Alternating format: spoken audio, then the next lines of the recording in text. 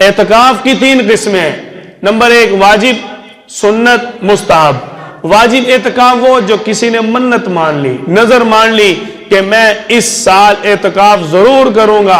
अब इस शख्स के लिए जरूरी है कि वो रमजान मुबारक के आखिरी अशरा में एतकाफ भी करे और रोजे भी रखे, क्योंकि वाजिब एतकाफ है। दूसरा सुन्नत एतकाफ, रमजान मुबारक के आखिरी अशरा 20 रमजान को गुरूब आफ्ताब से पहले पहले मस्जिद की हुदूद में दाखिल होना है और शवाल का चांद, ईद उल फितर का चांद नजर आने तक उसने मस्जिद की हद में रहना है।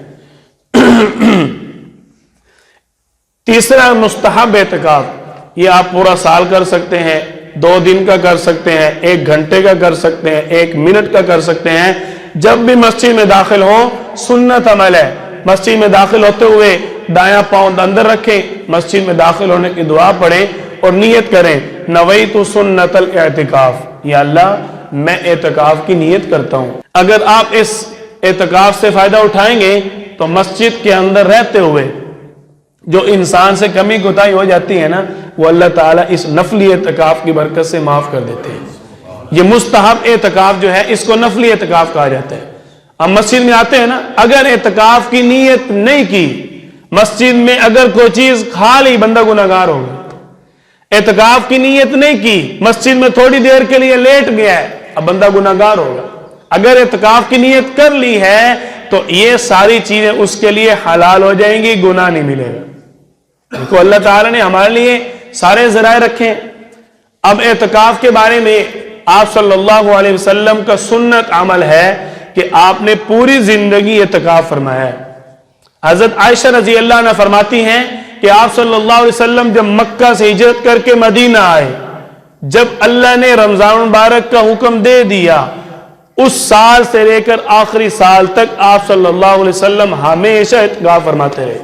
बल्कि आप सल्लल्लाहु अलैहि वसल्लम ने पहले अशरे का भी इत्काफ फरमाया है और दूसरे अशरे का भी इत्काफ फरमाया है, पूरे रमजान का भी इत्काफ फरमाया है। लेकिन जो ताकीद और सुन्नत मुअक्कदा है वो आप सल्लल्लाहु अलैहि वसल्लम की रमजान मुबारक की आखिर अशरे का इत्काफ करने, और रमजान मुबारक के अशरे का, इस अशरे का एतकाफ करने की फजीलत कितनी है। आप सल्लल्लाहु अलैहि वसल्लम फरमाते हैं, जिस शख्स ने ईमान और सवाब की नीयत से रमजान मुबारक के आखिरी अशरा का एतकाफ किया, इस आखिरी अशरा के एतकाफ करने की वजह से अल्लाह ताला उसको इस तरह गुनाहों से पाक और साफ कर देंगे जैसे कि आज ही उसकी मां ने उसे जना हो। तो एतकाफ का मौका हमें हाथ से नहीं जाने देना चाहिए।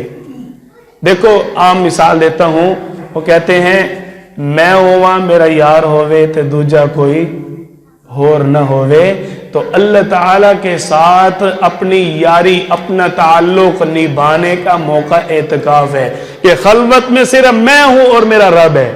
और यकीन करो, अगर आप इस चीज को कबूल कर लो, आप इस चीज को कबूल कर लो, तो इंसान के तसव्वुरात क्या कहते हैं, एक छोटी सी झलक अर्ज कर देता हूं। अल्लाह ताला को सबसे ज्यादा इस धरती पर किस शख्सियत से मोहब्बत थी? आप सल्लल्लाहु अलैहि वसल्लम के साथ। ऐसे ही है, क्यों जी, किससे मोहब्बत थी? आप सल्लल्लाहु अलैहि वसल्लम के साथ। और जिससे मोहब्बत हो उससे बंदा खलवत में, तन्हाई में बातें जरूर करता है। अल्लाह ने आप सल्लल्लाहु अलैहि वसल्लम पर तहज्जुद की नमाज फर्ज की थी। मेरा महबूब, मुझे तेरे से प्यार है, तूने मेरे से तन्हाई में जरूर बातें करने आना है। अल्लाह को इतनी आप सल्लल्लाहु अलैहि वसल्लम के साथ मोहब्बत, अल्लाह ताला ने तहज्जुद फर्ज कर दी। जब सारी दुनिया सोई हो, मैं और मेरा महबूब हो और कोई ना हो। सुभान अल्लाह। क्या अल्लाह ताला को आप सल्लल्लाहु अलैहि वसल्लम के साथ मोहब्बत, अल्लाह को इतनी मोहब्बत, अल्लाह ने आपको अपने अर्श पे भी अपने पास बुलाया और आप सल्लल्लाहु अलैहि वसल्लम के साथ अल्लाह ताला हम कलाम हुए।